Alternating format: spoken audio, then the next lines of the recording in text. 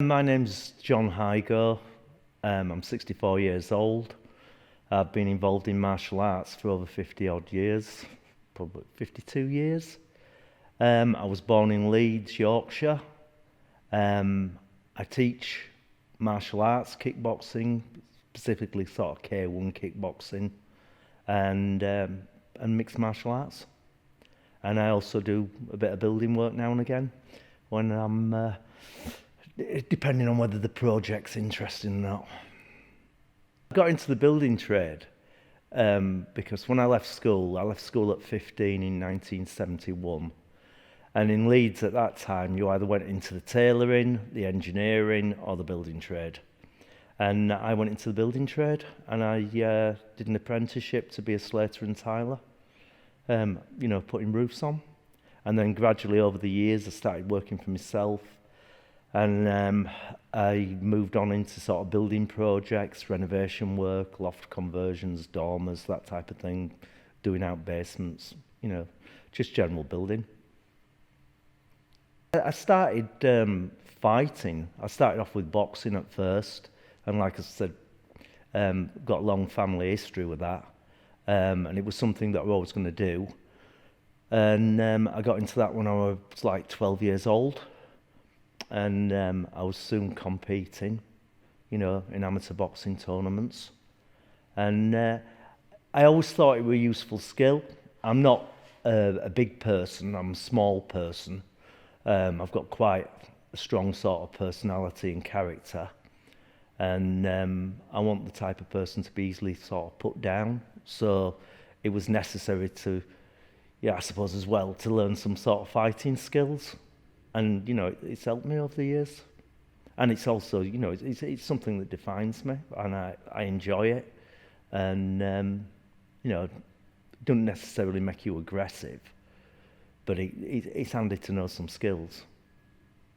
And fitness, the fitness side is brilliant.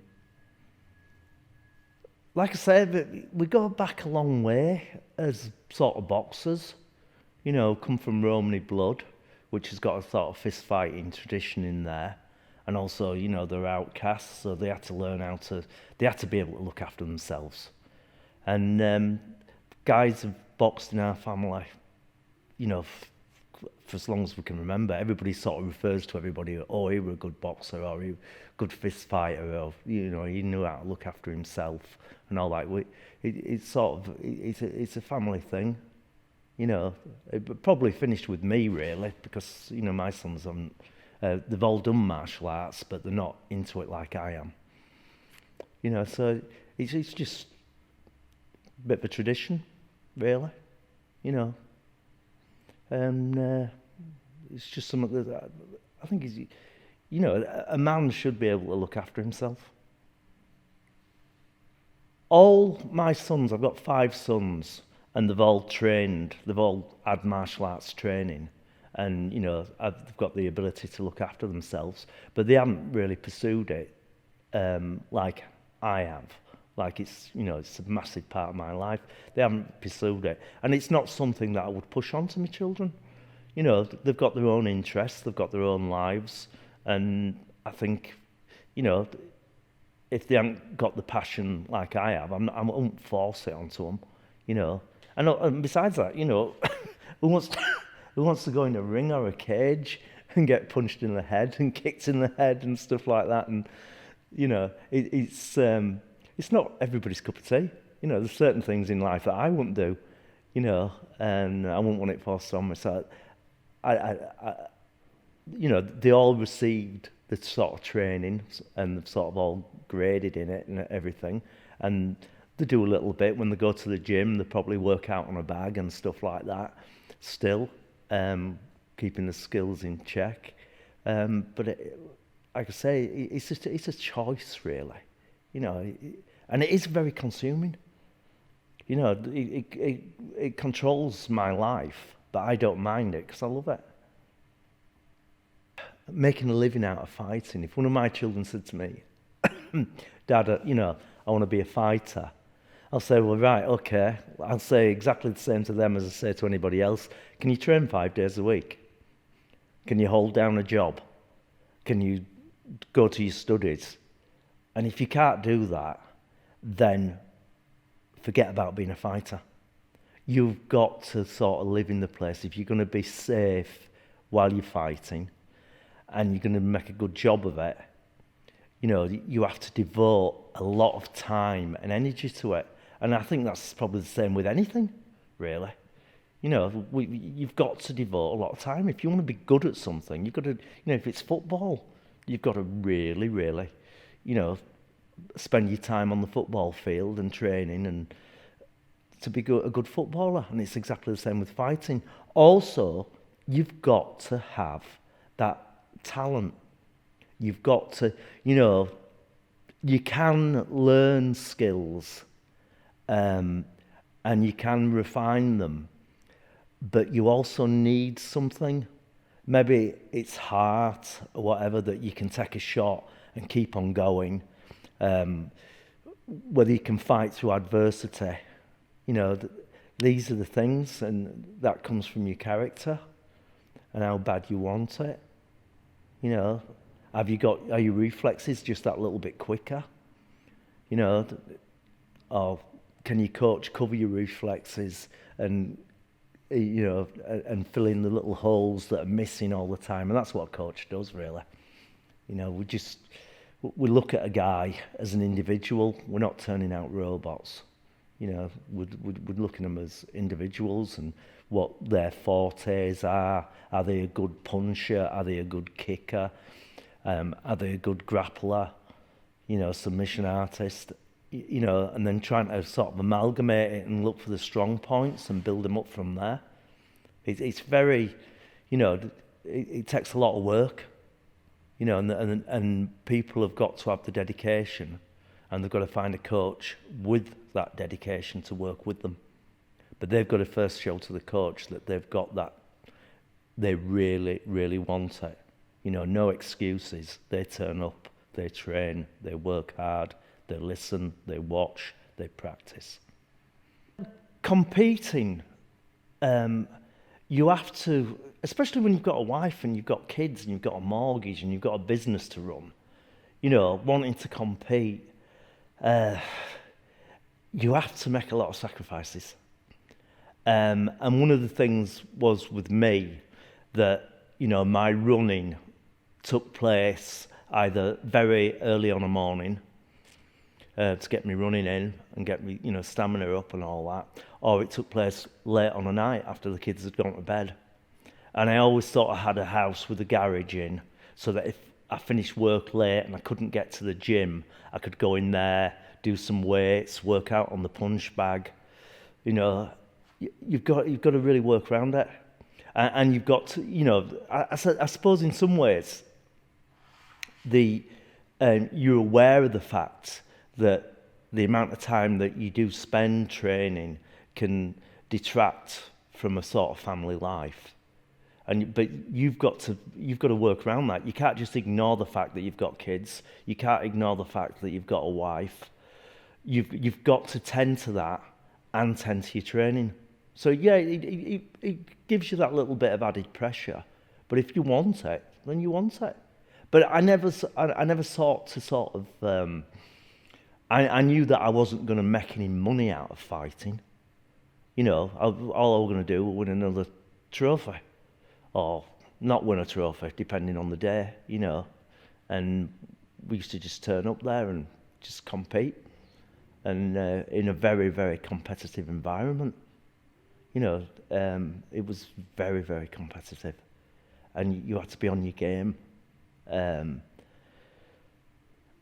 But you can't let it, you know, you've got to have a single-mindedness. But from my point of view, I always thought, you know, I've still got to put the wife and the kids first. You know, and my first wife, you know, she wasn't really, really keen on me fighting. She really wasn't. You know, she just couldn't get her head around it, couldn't really understand it. It was we'd been together a lot of years before she finally started coming to watch and turning up at tournaments, you know, and take it on board. Kids loved it. You know, look at Dad, you know, he's out there, you know, Oh, Dad, you got beat. Oh, Dad, you've won it. Oh, great, smashing. And, you'd give them the trophy and all that, and they were good for kids. And also they were all sort of training at that time in little kiddies classes and stuff, But you've got to, it's all about sacrifice. I suppose if you were a runner, a really good runner, but you want an Olympic runner, but you belong to a good running club and you were good at it, that takes time away, just like any sport, any hobby, I've come into contact with guys that are into model trains, and basically they come home on a night and stick themselves in the loft playing with the trains and ignoring the kids completely. That's weird, but I have met people like that, where I've got to really build this new little station or whatever, But that's what they're into. But you can't let it detract from your family. You've still got and you've still got to provide. You've got to make sure that the work is done, that the money's brought in, that food's on the table, the mortgage is paid. These are all important things. A lot of times young guys have said to me, I'm thinking about packing my job in. And I go, why are you packing your job in? So I can train more. And I'm like, are you off your head? Are you daft? You can't do that. Life's got to go on. You can't, just hope that you're going to make it big time, because you're probably not. It's hard. It's very, very hard. So you've got to keep on working and then training around it. And, I provide a facility here that people can do that in, but they've got to turn up and they've got to do it. Martial arts and life lessons, you constantly hear, people being very philosophical about martial arts. And in actual fact, when I started doing karate, that was taught by a lot of people who were very egotistical, and it had this sort of oriental thing about it, people were watching Kung Fu on television and stuff like that, the David Carradine stuff. And in actual fact, you didn't really get any philosophy from the martial arts. Most of my philosophy comes from boxing gyms. Just common sense, homegrown sort of philosophy. And the sort of tenet of that you want this, then you've got to be prepared to work hard for it. You're not going to win a fight by not training. You're not going to win a fight by not putting effort in. You're not going to win a fight by not putting your tracksuit on early hours of morning when it's all frosty and it's raining and you're going out to do like 5 miles. And you're going to be doing your sprints and all this sort of stuff, and you've got to get your bag working. It gives you a very, very strong work ethic. Also, it makes you aware of how much damage you can actually do to someone. So when someone's like kicking off with you, you sort of think, I'm not really bothered because I just know that I can take you out and I'm going to hurt you.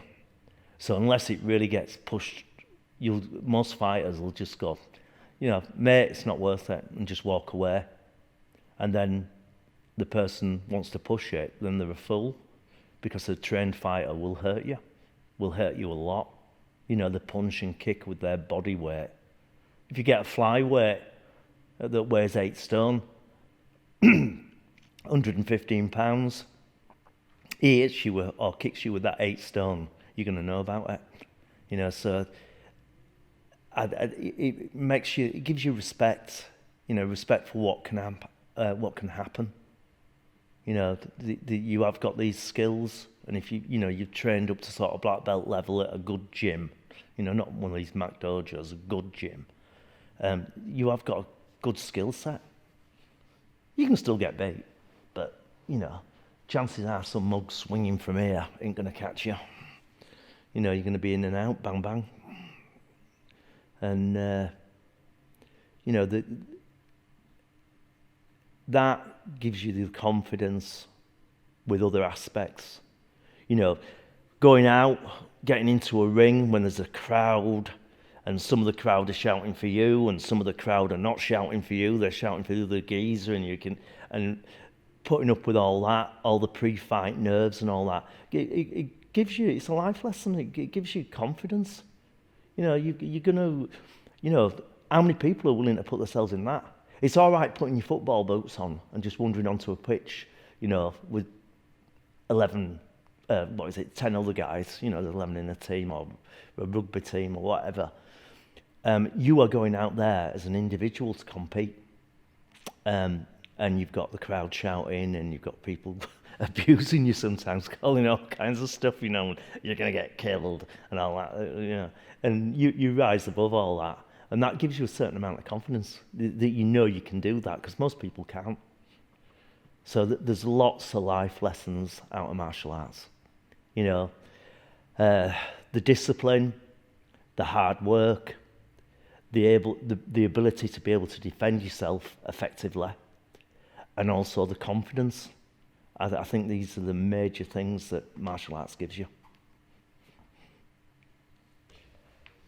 Well, obviously I'm a lot older now. I'm 64 years old. Sorry.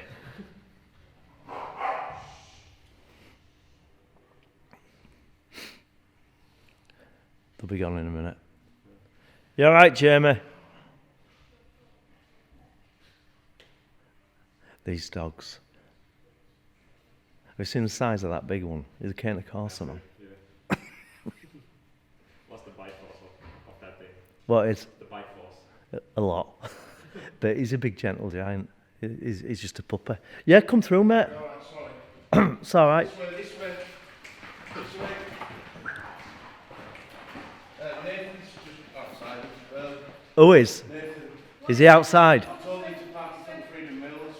Right. Get parked anywhere. Right. We're allowed in there, though, innit? Yeah, what time is it, Jamie? 25 past 11. Right. He's early, he's Nathan. You might just sit in the car for a bit then. Right. Yeah. Sorry.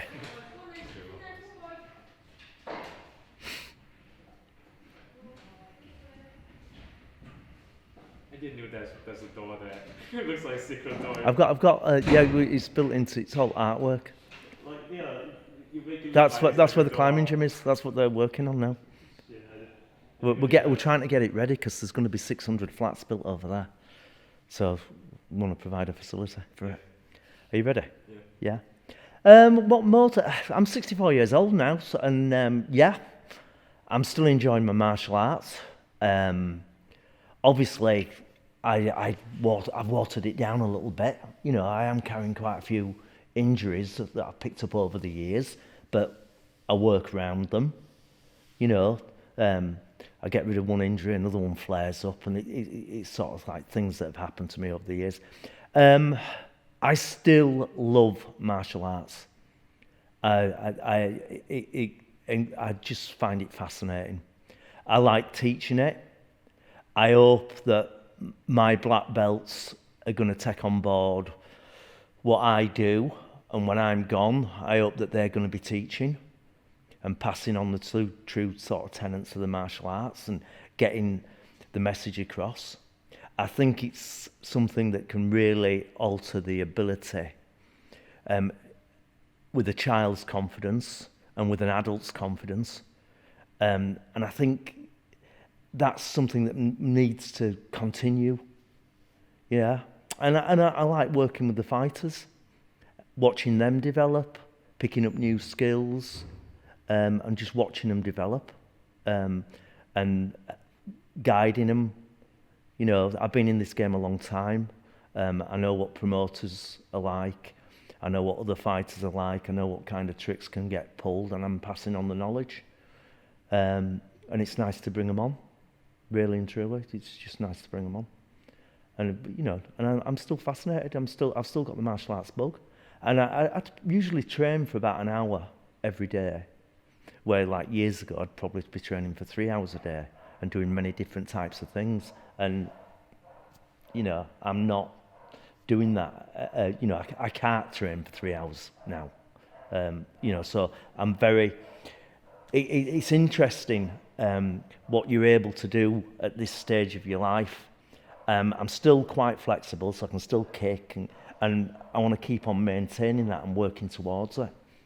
And I also know that I'm also something for the guys that are getting into the sort of late 30s, early 40s. They're looking at me and thinking, Well, John's still throwing his legs about and his hands, and he's still having a bit of a roll and all that sort of stuff, doing a bit of grappling, and it gives them, sees them that there is it is a life thing, you know, it's a lifestyle, you know, martial arts is forever, and hopefully, you know, I will be able to train right until the very end.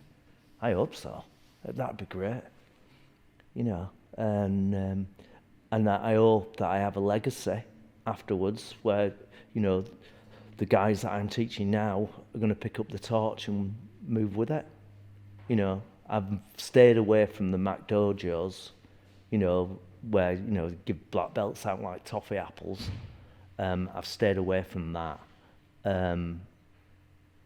because it's not martial arts, it's not true martial arts, it's just about money making. Not that there's anything wrong with making money out of martial arts, but you've got to make sure that they've got skills, not producing a black belt that just fold under an attack. My black belts won't, you know, because they've been through the proper training like I did, you know, so it's very important that you keep true martial arts, keep true to it. Yeah, and it's tough, but you've got to stay true to it. Fighters, they've got this image, and I suppose the top liners, you know, like Conor McGregor and people like that, you know, I think they've, you know, you've got like, oh, he's a fighter, you know, he's a tough guy and all that. And basically just nice guys that just compete in a combat sport. I'm not a big fan of all the trash talking and stuff like that. I'm really not. But it sells tickets, and that's what they have to do. They have to sell tickets, so they do that sort of thing. But we're just ordinary human beings. And I think we're also human beings that are in touch with reality. You know, a fighter that's getting carried away and believing his own hype, he's getting ready for a massive fall. Where you constantly, the weaknesses in yourself through the proper training are constantly being exposed. You find where your weaknesses are. I said before, you know, martial arts is a mirror.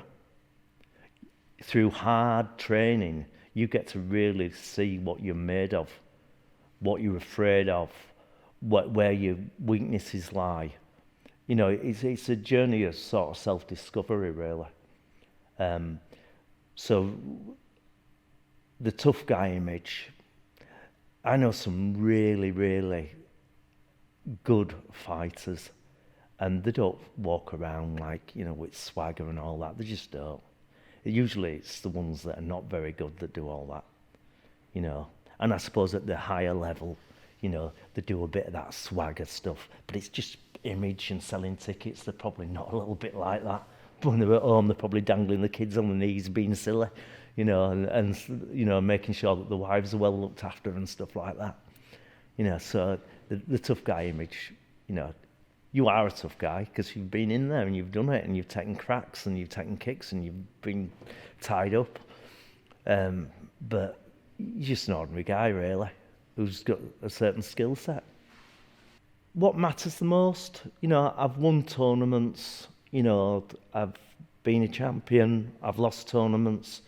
You know, I want the greatest fighter ever. I definitely want. There were a lot of people, a hell of a lot better than me. But I was always in there, in the thick of it, and you knew that if you came up against me, that you would get a hard fight. You know, that I was very, very competitive. I had a very aggressive style, you know, which was a go-forward sort of style. You know, some people sort of said, you know, a bit of a brawler, but I had it off to a fine art. I didn't get hit that much. Where I see it going now is through passing the martial arts on to other people. I'm never going to fight again. You know, I'm never going to take part in a competition. I've done all that. But it's passing it on to the next generation, bringing them on, you know, getting them, you know, and making sure that they understand what true martial arts is. You know, not Mac dojos, definitely not. It's true martial arts. They've got to, and you know, when my black belts have all been awarded the black belts by me, they had to go through hell to get them. And I hope when it's their turn to sit on a grading panel and grade other people, that they're going to make the other people work exactly the same and keep the standards up. And if they fail to get to the standard, then they fail. You know, you pass on merit, not on sort of longevity and time served. You pass on merit. And it's just a case of just keeping the legacy going. We know what we've got here at Leeds Cage, keeping the legacy going. You know, and sticking to our standards. And they're high. They're very high. And they're demanding. But that's how it's going to be. Every young man that turns up here with the intention of fighting, or young woman, yes, the UFC is the ultimate goal. But it's once again going towards like football. Some people, their standard of football is good enough to play for the local pub. Some's Premiership. And it's exactly the same with fighting. They have got to really have a really good grounding. They've got to have a very, very strong work ethic. And they've also got to have some talent.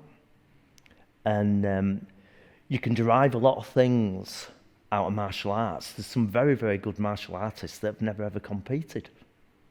I have competed a lot, but there's still some good martial artists that have never competed. And they're good. And they've got enormous benefits from martial arts. But any young man or young woman that I want to be in UFC, that takes a lot of doing. And also, if you go into UFC, you have to sell your soul to get into UFC. You have to sign a lot of contracts. And it's more or less 3 strikes and you're out. You know, and signing a contract with the UFC doesn't guarantee you to be a millionaire straight away. You're going to get pretty poor money. The money's going to just about cover your training expenses. You might be able to pack in work and train full time, but then you're going to have to pay for your sort of sports physio. You're going to have to pay for your coaching and the time in the gym, your diet, and all these sort of things. You know, it's not easy. Yeah, you know, it must be great to be sort of Conor McGregor, but a lot of work went into that. You know, hell of a lot of work. And his coach, you know, put a lot of effort into that. Got to be really, really driven. And you've got to have that little infinite thing that you can't always put your finger on, that little bit of talent, a bit more than everybody else has got. Your reflexes just that bit quicker. Your energy levels are just that little bit quicker. And, you know, you've got to have that. You know, so a lot of times when a young guy comes out, look, I want to get training and I want to get into UFC and all that, I'm like, oh, mate. Yeah, and have you done any martial arts before? No, I haven't done. How old are you? I'm 20. You know, I'm not saying they couldn't do it, but you're going to have to spend a good 5 or 6 years learning. You know, really. And I mean, live in the place. And you've got to have, you know, it's like every little kid that pulls on a pair of football boots. You know, they want to play for Manchester United, Real Madrid or whatever. And they're not going to do it, are they? You know, you've got to be real.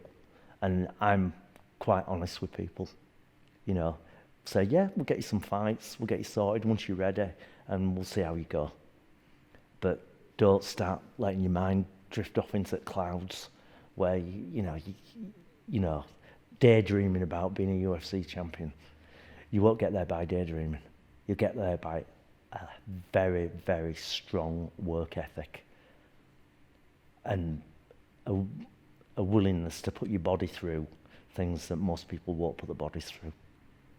So I can really sort of piss people off by being very candid and telling them that, no, mate, it ain't ever going to happen for you. I'm like, huh. And they'll get the bag and they'll go. Or they'll listen and just accept the fact that, you know, there's reality and there's dreams, isn't there? So, you know, and you won't make it as a dreamer. You get just the bare realities. Go in that cage, you know, get your face rammed into that wire. Get your face rammed into the floor, someone on top of you, pounding you. It takes a lot to go through that. And they soon realised that, oh, hang on a minute, maybe I ain't going to be a UFC champion. Training female fighters, I've had some very successful female fighters in kickboxing and in mixed martial arts. And I treat them exactly the same as I treat a man. I do not cut any slack for them, because the girls out there that are competing are very, very good. You know, the fact that the female doesn't alter anything whatsoever. I train them just like I train a bloke. You know, I obviously don't expect them to be able to lift the same amount of weight, but they can usually lift a hell of a lot of weight. By the time they finish, they're very, very strong, they're very, very fit, and I push them equally as hard, and I will tell them, you know, when they're not picking up the slack, they get told. You know, I do not differentiate between male and female fighters. You know, they come in here, they're a fighter. I don't care what colour, what race, what sex you are, what gender you are. If you want to be a fighter, then you have to train like a fighter. You know, and most of the girls that I've trained have been able to deal with that. You know, I'm like, oh, it's okay, sweetheart, you're all right. You know what I mean? I ain't going to do that. You know what I mean? I'm like, move your fucking ass. You know, sort yourself out. Yeah? You know, don't start crying. You know, you won't get no sympathy here.